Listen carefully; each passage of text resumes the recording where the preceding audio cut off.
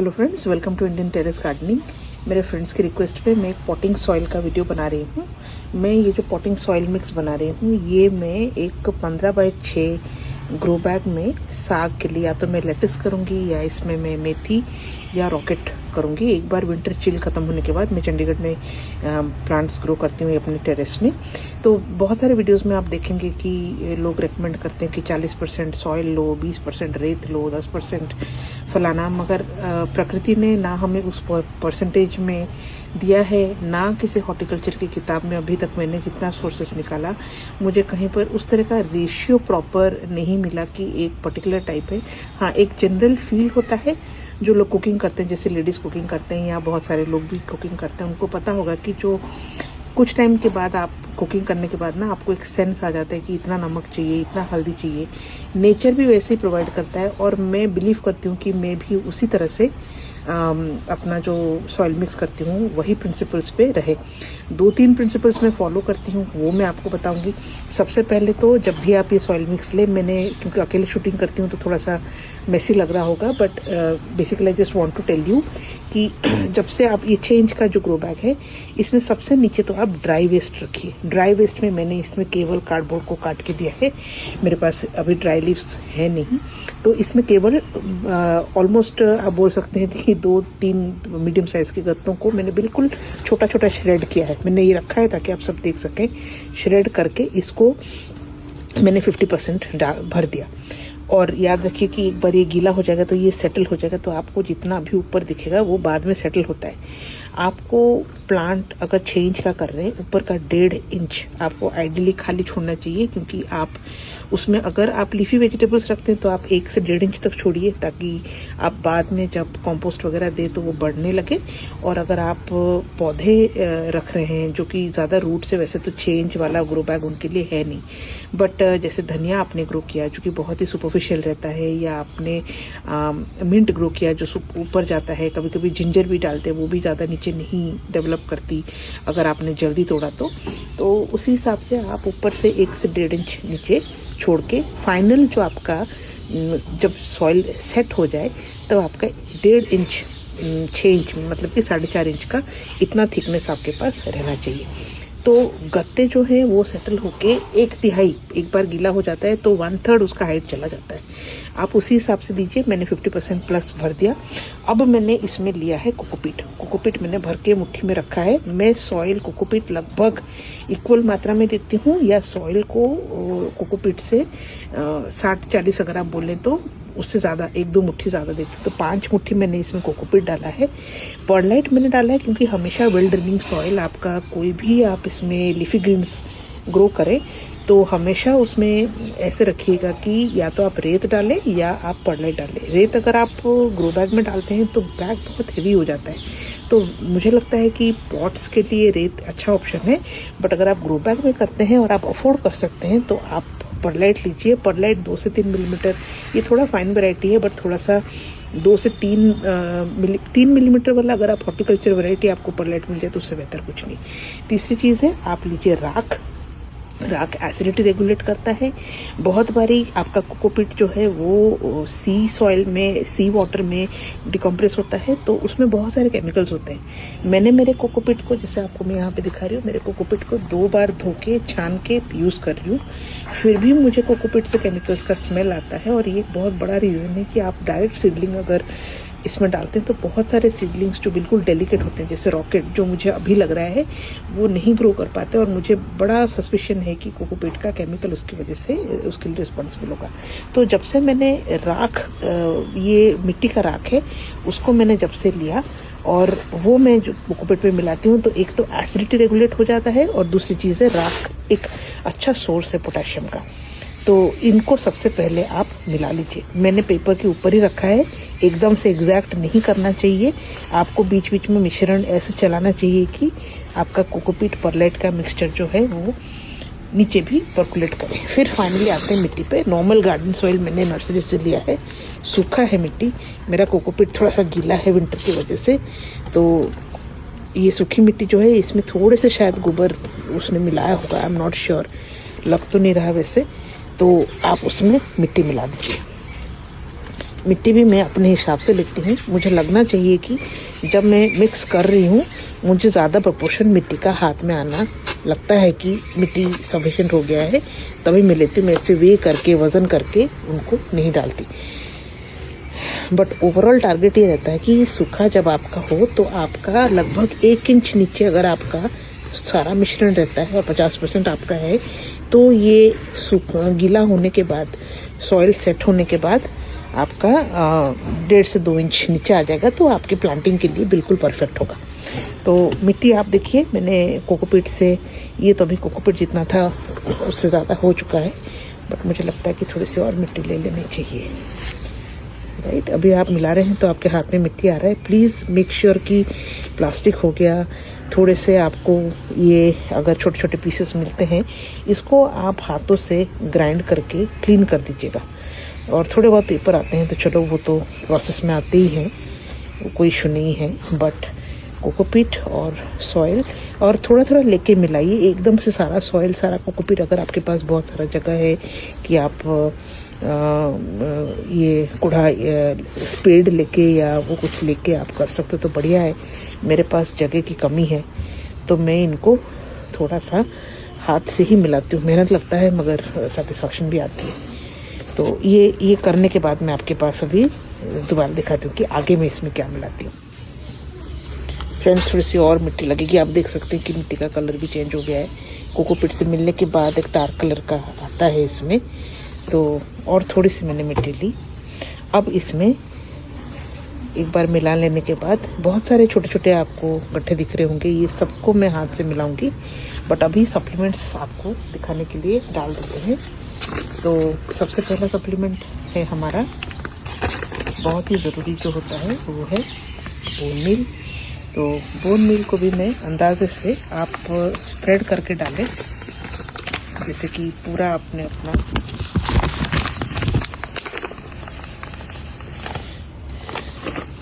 खत्म होने को है पैकेट, है ना।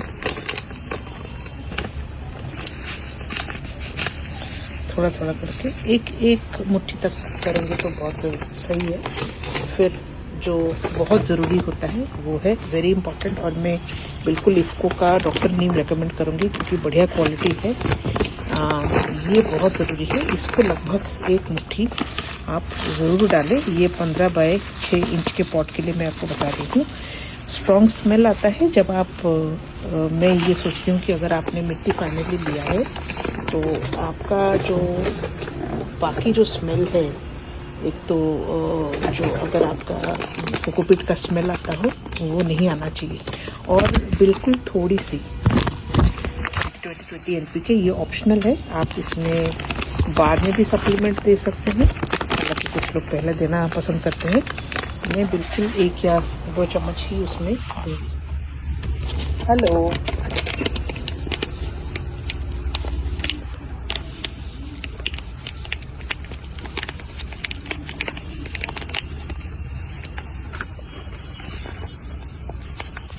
बस I think this is sufficient.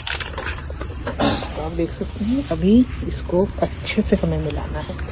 Make sure कि बोन मील जो है वो हर जगह पे सॉइल पे डिसइंटीग्रेट कर जाए, बहुत ज़रूरी है। आप इसमें अगर आप वेजिटेबल मैटर में इसमें प्याज के छिलके, बैंगन, आलू के छिलके के बारे में बाद में बताऊंगी, बहुत इम्पॉर्टेंट ऑब्जर्वेशन है। और लहसुन के छिलके और जितने भी आपके ग्रीन लीफी वेजिटेबल्स हैं।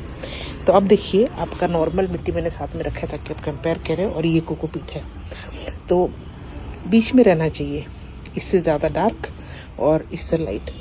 अगर इसके जैसे कोकोपीट के जैसे कलर है तो मतलब कोकोपीट की मात्रा बहुत ज़्यादा है, और अगर सॉइल के से हल्का है मतलब सॉइल की मात्रा बहुत ज़्यादा है। सॉइल ज़्यादा के साथ आप कर सकते हैं, रेत अगर मिलाएं तो लाइट हो सकता है, मगर फिर आपको याद रखना होगा कि वेल ड्रेनिंग नहीं बनेगा।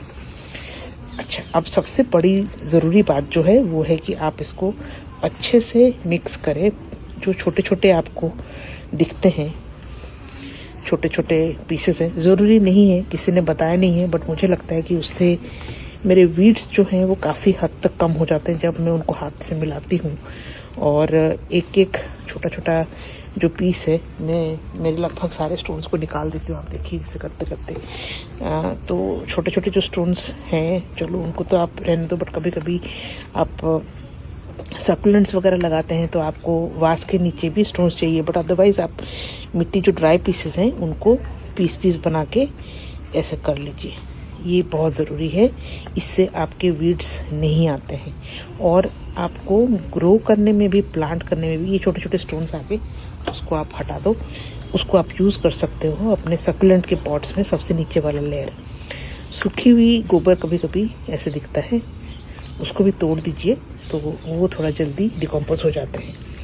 आइडियली तो वेजिटेबल मैटर छोटा छोटा पीसेस में होना चाहिए। बड़ा सा पीस मिल गया है, चलिए इसको हटा देते हैं। इसमें बड़ा सा बैंगन का पीस है, और ऊपर की जो सरफेस है वो बिल्कुल आपको स्मूथ दिखनी चाहिए। फाइनली इसमें क्या है कि इसमें सॉइल, कोकोपीट और आपके जितने सप्लीमेंट्स, ये सब नीचे, ये पानी का सिंघाड़ा है जो कि शायद बिल्कुल सूखा है और चुप गया ये। एनीवे, सो ये ऐसे करते करते आप ऊपर का जो सरफेस है ये सब क्लीन कीजिए। अपने ये सारा मिक्स करने के बाद आपके सामने आके बताती हूँ फिर क्या करना है। तो सारे मिट्टी के जो छोटे छोटे पीसेस हैं उनको मिक्स करने के बाद आप देखिए ये सरफेस कितना स्मूथ दिख रहा है। अब जो बाहर निकल रहे हैं उनको आप या तो अंदर दबा दीजिए ताकि वो पानी में सेट हो जाए, या सुपरफिशियल है तो उनको निकाल दीजिए। सब लगभग मैं अंदर कर देती हूँ ताकि सब नीचे चले जाएं। कहीं पर आपको लग रहा है कि कोकोपीट, यहाँ पर एक एरिया में कोकोपीट की मात्रा थोड़ी सी ज़्यादा है, सॉइल कम है, तो यहाँ पर थोड़ी सी सॉइल लेके आप इस जगह को भी मिक्स कर दीजिए ताकि हर जगह पे एक लेयर ऑफ सॉइल जो है वो यूनिफॉर्म मिले आपको। अब देखिए इसमें मैंने बहुत ही कम सॉइल डाला है और नीचे कोकोपीट का एक लेयर है जो कि लगभग हर जगह पे सॉइल से मिल गया है। ऐसे कोई पॉकेट्स अगर आपका रह जाता है उसको आप अच्छे से हाथों से कर लीजिए। 1 से 1.5 इंच अभी ऊपर है, मतलब कि इसमें शायद मिट्टी और लगेगी। और एक्स्ट्रा पेपर जो है नीचे भी कर सकते हैं, ऊपर भी रख सकते हैं, आपकी मर्जी। ज़्यादा सॉइल है तो आप नीचे कर लो। मेरे पास थोड़ा सा लिमिटेड सॉइल है तो कुछ कुछ को मैं रखूँगी। और मैं इस पे मोस्ट लाइकली धनिया ग्रो करूँगी, तो मुझे बहुत ज़्यादा थिक लेयर तो नहीं चाहिए। तो थोड़ा सा ऑर्गेनिक मैटर है। ओवरऑल हमारा ये बन के तैयार हो गया। ये गीला है वरना आप पानी थोड़ा सा दे सकते हैं, मैं ज़्यादा पानी नहीं देती हूँ। कोकोपीट गीला है तो कल आके मैं चेक करूँगी, सबका लेयर एक इक्वल हर जगह से कर देते हैं। अच्छी तरह से अगर आप पेपर से पैक भी करें तो आपका ग्रो बैग कभी कभी फैल जाता है। और मैं भी सजेस्ट करूँगी कि आप राउंड ग्रो बैग लीजिए। स्क्वायर ग्रो बैग जो है ना तो स्क्वायर शेप रिटेन नहीं करता अगर छोटा साइज़ का होता है तो। और इस तरह से आप उसमें ऊपर एक छोटा सा फाइनली एक पतला सा लेयर सॉइल का लगा दीजिए, उसको बिल्कुल इवन आउट कर दीजिएगा। जो छोटे छोटे पीसेस मिल रहे हैं, सॉइल के गुठलियाँ मिल रहे हैं, उनको हाथों से मसल दें, क्लीन कर लें।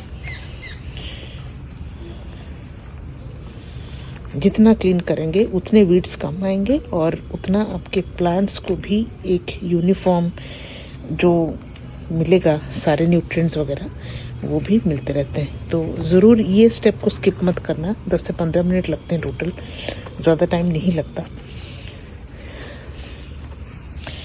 और आपका ये सॉइल मिक्स विंटर गार्डनिंग के लिए, लगभग किसी प्लांट के लिए बढ़िया है।